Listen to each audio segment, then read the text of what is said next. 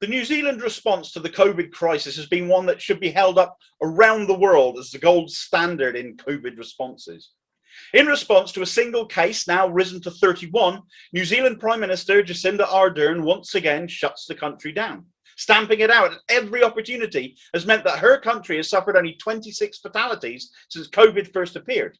Why have other countries, including us in the UK, not learned from what they've proven works?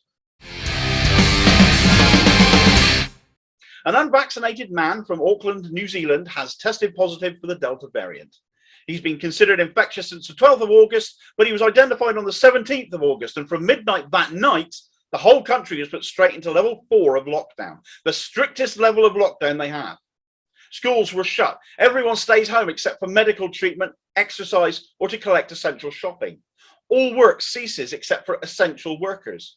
The virulence of the Delta variant means this one identified case has now become 31, which compared to UK stats is absolutely nothing, awful as our response has been. But given New Zealand has become renowned around the world for eliminating COVID and keeping it that way, how has it got in now?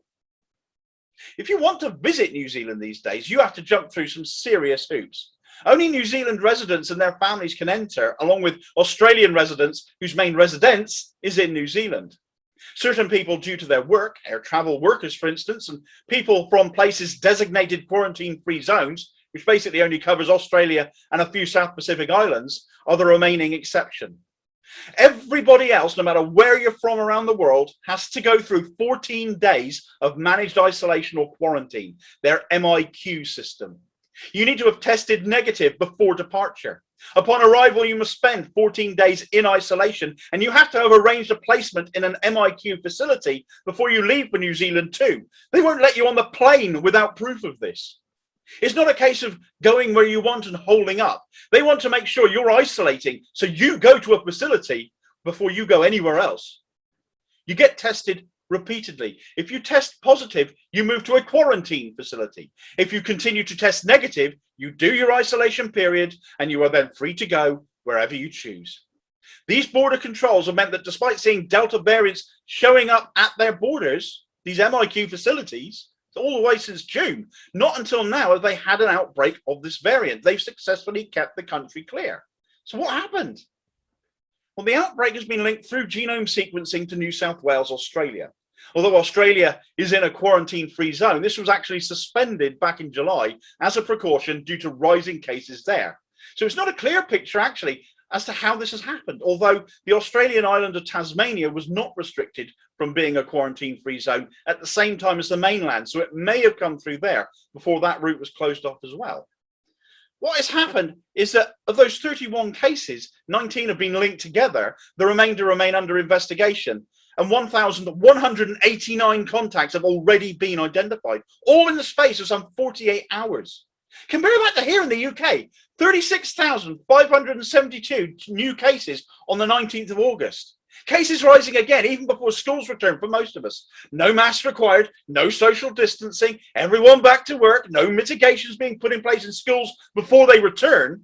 So expect cases to rise even further and faster, with all the consequences we know that brings as we head into another COVID winter.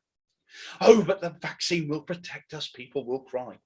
Well, with still only 75% of the adults in the UK double vaccinated, still nobody under the age of 16 vaccinated, and we're only now starting to vaccinate 16 and 17-year-olds, but only with one dose.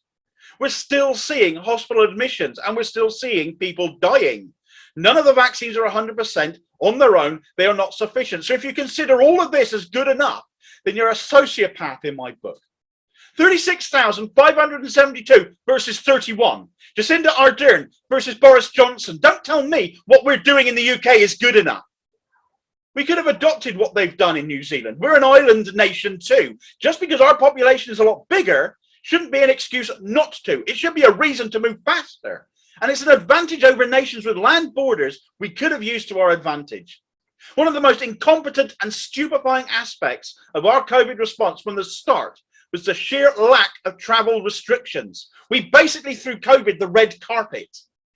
Of course, Ardern has her critics. They're puerile, but they're there. The most common one is that New Zealanders are prisoners in pursuit of zero COVID. She hasn't just pursued zero COVID. She's achieved it. I have no doubt she'll achieve it again. And once more, New Zealanders will be able to ditch their masks, ditch social distancing, ditch staying at home, go out to eat, go to the cinema and socialise in all the ways we used to. But they can do so safe in the knowledge nobody is going to catch COVID. Sounds pretty freeing to me.